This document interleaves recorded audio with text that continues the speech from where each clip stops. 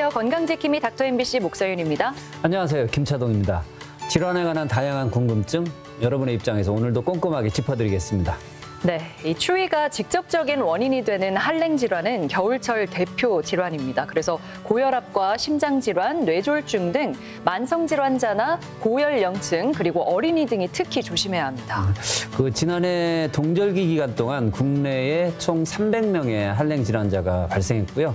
그중에 전라북도에서는 12명의 환자가 발생을 했고 그중에 2명이 사망을 했다고 그러죠. 네, 보통 한랭 질환은 추운 바깥에서 걸리는 걸로 알고 있지만 실내에서 걸리는 한랭 질환자도 20%나 된다고 합니다. 네, 생각보다 많습니다. 네. 실내에 있다고 해서 한랭 질환을 안심할 수는 없다는 그런 말씀입니다. 네, 그래서 오늘은 익산병원 응급의학과 이영재 응급센터장과 함께 한랭 질환에 대해서 자세히 알아보겠습니다. 겨울철 한파로 인해 발생되는 한랭 질환. 추위가 직접적인 원인이 되는 겨울철 대표 질환으로 일교차가 크고 기온이 갑자기 떨어지는 시기에 집중 발생합니다. 그래서 추운 날씨 무리하게 신체 활동을 하면 혈압 상승으로 심뇌혈관 질환이 발생하거나 악화될 수 있는데요. 그래서 이 시간에는 응급의학과 전문의 이영재 센터장과 함께 한랭 질환에 대해 알아보겠습니다. 네, 센터장님 안녕하세요. 네, 안녕하세요. 네, 먼저 한랭 질환에 대해서 설명 부탁드리겠습니다. 네, 한랭 질환이란 추위가 직접적인 원인이 돼서 인체에 피해를 입히는 질환으로서 겨울철에 기온이 내려가는 현상인 한파로 인해서 많이 발생합니다. 네. 이러한 한랭 질환은 신체의 일부가 저온에 노출되어 발생하는 국소 한랭 질환과 신체의 전부가 저온에 노출되어 발생하는 저체온증으로 나눌 수 있습니다. 실제로 한랭 질환자가 많은가요? 네, 질병관리청은 한랭 질환 응급실 감시 체계를 2013년부터 전국 약 500여 개의 응급실 대상으로 운영하고 있는데요. 매년 12월부터 이듬해 2월까지 한랭 질환, 즉 저체온증, 동상, 동창, 침수병, 침족병의 발생 현황을 모니터링합니다.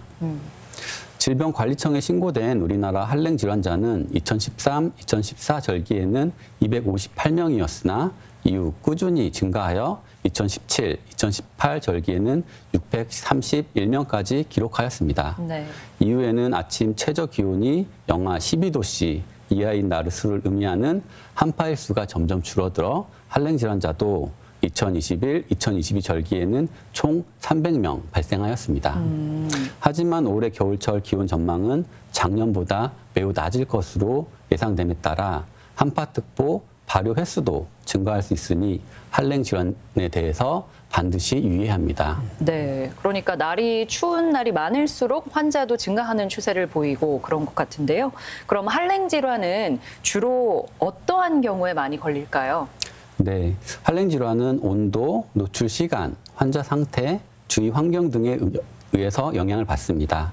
즉 온도가 더욱 낮고 노출 시간이 길거나 환자가 개방성 창상 또는 말초 혈관 질환, 당뇨 등의 기저질환이 있으면 한랭 손상은 더욱더 심해질 수 있습니다. 또한 수분은 공기보다 온도 전도율이 30배 정도 높기 때문에 습한 환경에서 한랭 손상이 더욱더 빨라질 수 있습니다. 2021, 2022 절기 한랭 질환자 발생 특성을 살펴보면 성별의 경우에서는 남자가 71.3%로 여자 28.7%보다 많은 것으로 나타났습니다. 연령별로 살펴보면 80대 이상 고령층에서 23.7%로 가장 많았고 65세 이상 노년층이 전체의 무려 47%를 차지하였습니다. 반이네요. 네, 발생 장소별로 살펴보면 실외의 경우에는 81.3%로 가장 많았고 집에서도 12.3% 발생하였습니다. 발생 시간별로 보면 오전 6시에서 9시 시간대에 23.3%로 가장 높은 비율을 보였습니다. 추위에 노출되는 부위에 따라서 나눌 수도 있는 것 같아요. 아까 말씀을 해주시는 거 보니까 구분이 되는 것 같은데. 네, 그렇습니다. 한랭 질환은 추위에 노출되는 신체 부위에 따라서 국소성과 전신성으로 나눌 수 있습니다. 국소성 한랭 질환에는 신체 일부가 저온에 노출되어 발생하는 동창, 침수병, 침족병, 동상, 한랭 두드러기가 있습니다. 그리고 전신성 한랭 질환에는 신체의 전부가 저온에 노출되어 발생하는 질환인 저체온증이 있습니다. 네, 그러니까 일단 국소성 그리고 전신성 이렇게 크게 두 가지로 나눌 수 있는 것 같은데요. 그럼 먼저 국소성 한랭 질환에 대해서 먼저 이야기를 해볼까요? 네, 먼저 동창이란 다습하고 0에서 10도씨 사이의 가벼운 추위에 만성적으로 노출되어 나타나는 말초의 혈류 장애로 인한 피부 조직의 염증 반응을 말합니다. 네. 동창과 동상이 헷갈릴 수 있는데요. 추위에 노출된 피부가 가려울 때 흔히 우리가 동상에 걸렸다고 생각하지만 실제로는 동창인 경우가 매우 많습니다.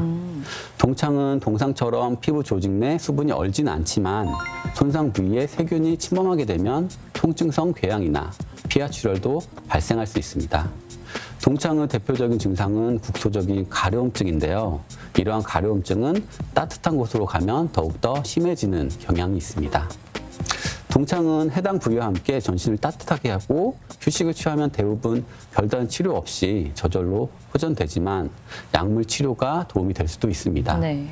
이러한 동창에 걸렸을 때는 먼저 추운 부위를 따뜻한 물에 담그고 동창 부위를 약하게 마사지하여서 혈액순환을 유도해 줍니다. 동창 부위가 가렵다고 절대 긁지 마시고 청결하고 보습을 유지하는 것이 매우 중요합니다. 그 침수병 그리고 침족병 그러니까 손발인 것 같긴 한데요. 뭐 자세한 설명하고 예방법, 치료법 좀 부탁드립니다. 네, 침수병과 침족병은 0에서 10도씨 사이의 냉수나 습기가 많고 차가운 환경에 손과 발이 만성적으로 노출되어서 혈관 내피 세포가 손상되고 우열되어서 혈관이 폐쇄되는 손상입니다. 네. 이때 손과 발이 짓무르는 손상이 나타날 수 있는데 예를 들면 축축하고 차가운 신발을 오래 신고 있을 때 발생할 수 있습니다. 발생 초기에는 손상 부위가 차고 무감각하지만 시간이 지나면서 통증과 함께 화끈거리고 부종이 나타나며 수포를 형성하는 궤양으로 진행될 수 있습니다. 증상이 진행되면서 피부가 약간 빨갛게 되거나 파란색 혹은 검은색으로 변할 수도 있는데 네. 다행히 심층 조직의 손상은 없는 경우가 많습니다. 침족병에 걸렸을 때는 먼저 젖은 신발과 양말을 벗어 제거해야 합니다. 네. 그리고 손상 부위를 따뜻한 물에 조심스럽게 씻고 건조한 후에 거즈와 소독 붕대로 보호하고 약간 올려줍니다. 손가락과 발가락 사이에는 습기를 제거하고 서로 붙지 않도록 소독된 마른 거즈를 끼워줍니다. 침수병과 침족병을 예방하기 위해서는 추운 날씨에 손과 발이 젖지 않는 것이 가장 중요하며 추위에 대한 반복적인 노출만 피하면 예후는 좋은 편입니다. 그래요. 그러면은 지금 동창 그리고 침수병, 침족병에 대해서 말씀을 해주셨는데요. 우리가 일반적으로 많이 알고 있는 동상은 어떻게 정의할 수 있을까요? 네, 방금 전에 말씀드린 동창과 침수병, 침족병은 피부 및 피하 조직이 동결되지 않는 반면에 동상은 강한 한파에 의해서 피부 및 피하 조직이 동결되어서 손상되는 것을 의미합니다. 주로 심장과 멀고 외부와 노출이 많은 부위에 발생하기 때문에 얼굴, 코, 귀, 손가락, 발가락 등에서 많이 발생합니다. 네. 초기에는 피부가 붉어지고 통증이나 저림이 있다가 증상이 악화되면 감각이 없어지고 수포, 부종이 생기며 최악의 경우에는 손상된 부위의 절단이 필요할 수도 있습니다. 동상은 결빙의 범위와 증상에 따라서 1도에서 4도까지 분류됩니다. 1도 동상의 경우는 피부 부분 결빙으로서 괴사는 없으나 찌르는 통증, 홍반, 가려움, 경미한 부종이 특징입니다. 2도 동상은 피부의 전층 결빙으로서 표피가 괴사되고 검붉은 피부, 맑은 수포 형성, 심한 부종이 특징이고 3도 동상의 경우에는 피부의 진피 조직의 괴사로서 감각이 소실되고 잿빛 피부, 출혈성 수포를 형성하는 것이 특징입니다. 4도 동상의 경우에는 피하 조직 및 근육과 뼈의 괴사로서 두꺼운 검은 딱지를 형성하고 심한 관절통을 일으킬 수 있습니다.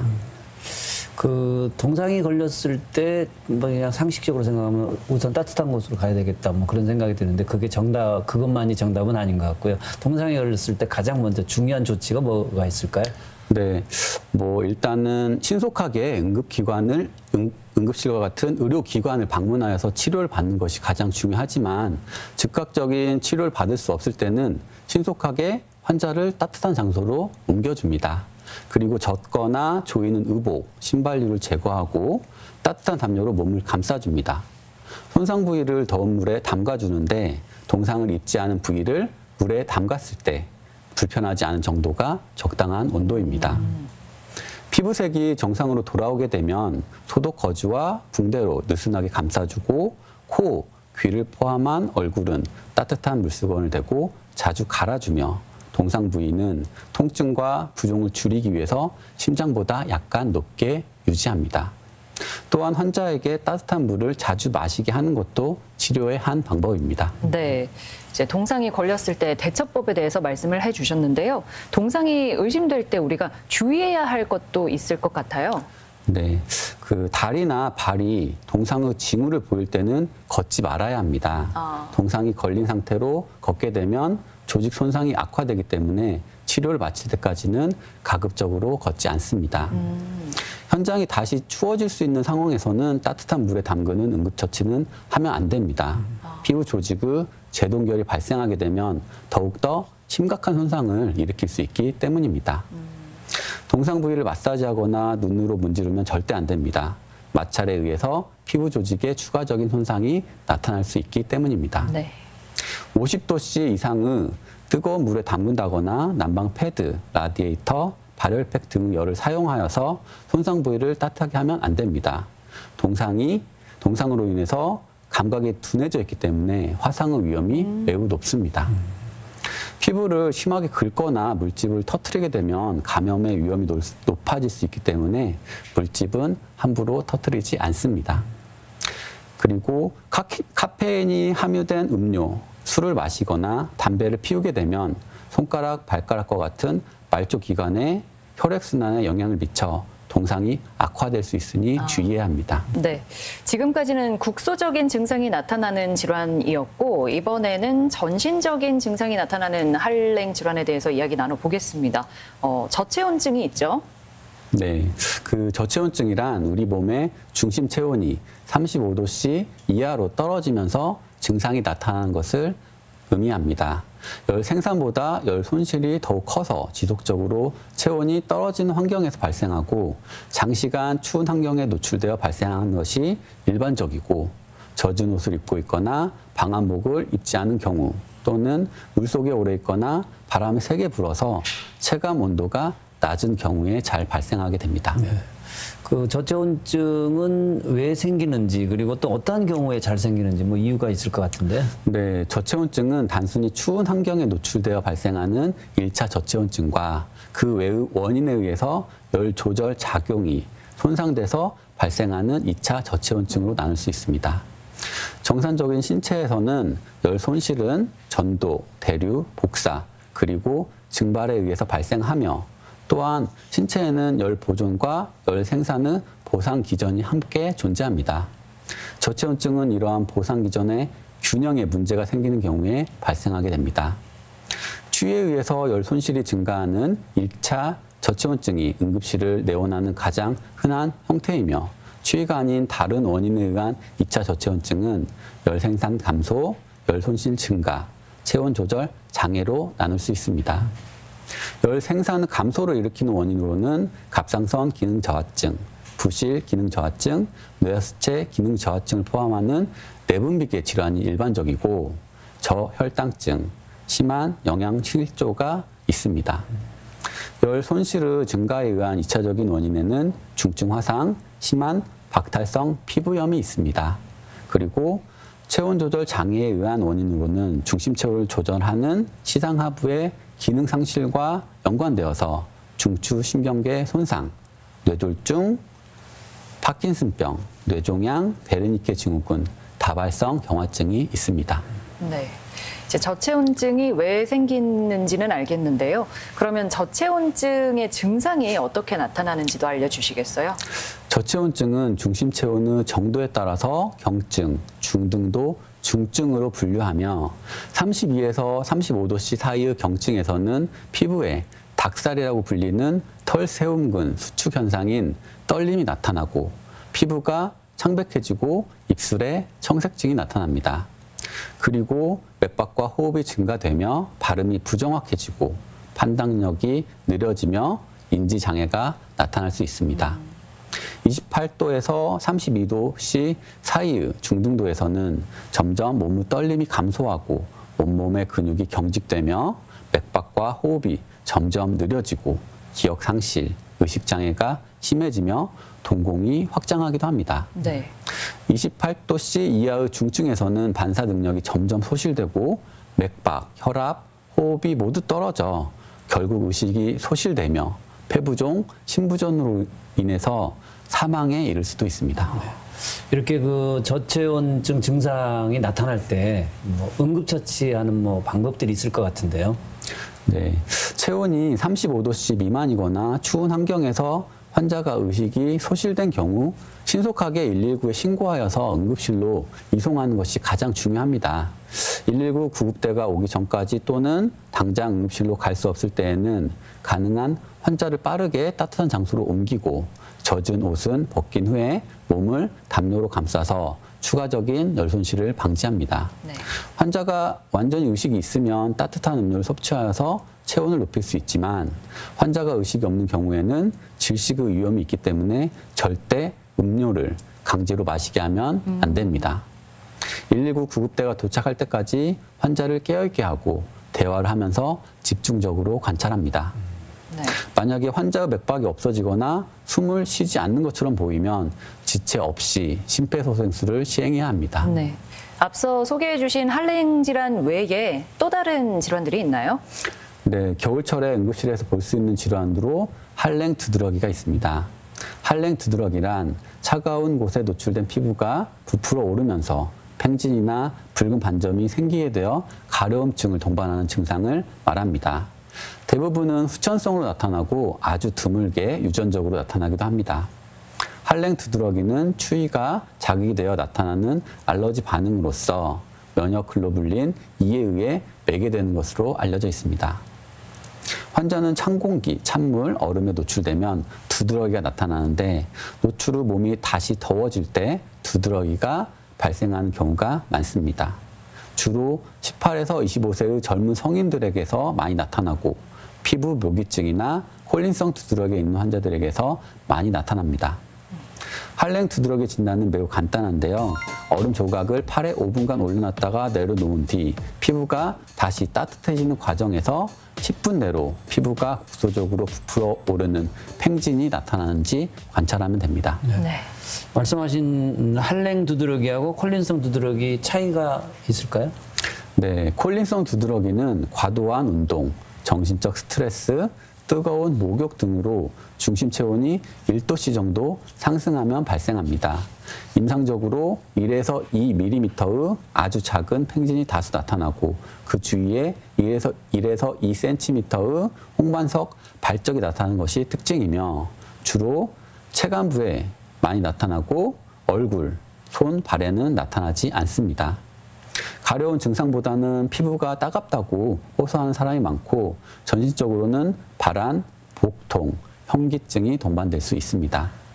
환자를 땀이 나도록 운동시키거나 43도씨 정도의 뜨거운 물로 목욕을 20에서 30분 정도 계속하면 전형적인 콜린성 두드러기가 유발됩니다.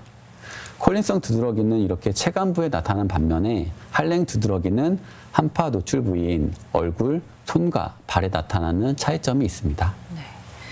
그런데 두드러기가 심해지면 쇼크에 빠질 수도 있잖아요. 이럴 때 나타나는 증상과 치료법을 알면 좋을 것 같습니다. 네, 맞습니다.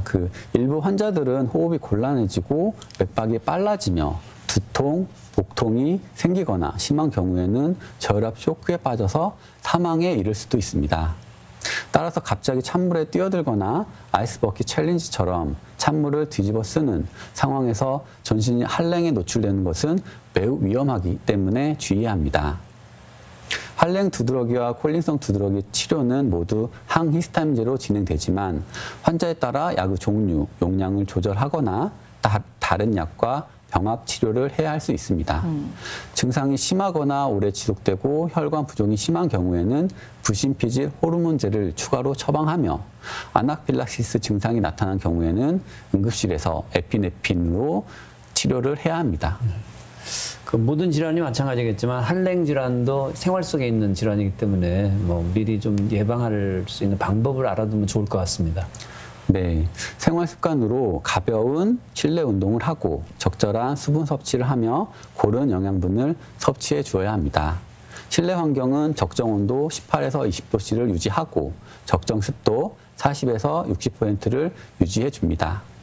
외출 전에는 날씨 정보, 체감 온도를 확인하고 추운 날씨에는 되도록 야외 활동을 하지 않습니다. 네.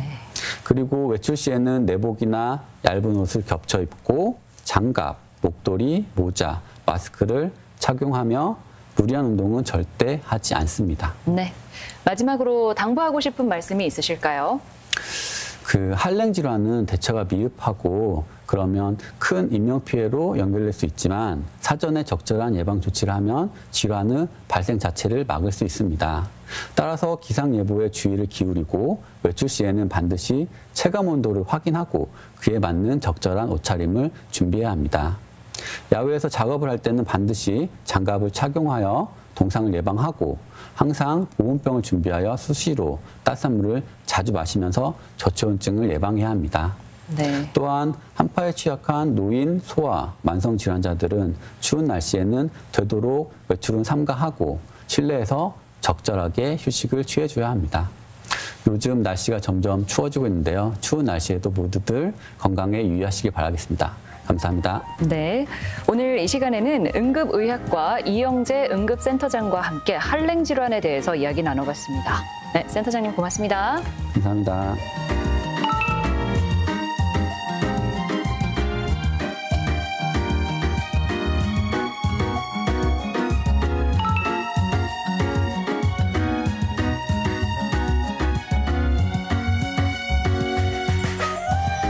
일요일 오후가 되면 내일부터 다시 출근을 해야 한다는 부담감에 갑자기 머리도 아프고 피로감이 몰려오는 증세를 보일 때가 있는데요. 바로 월요병이죠. 맞습니다. 예.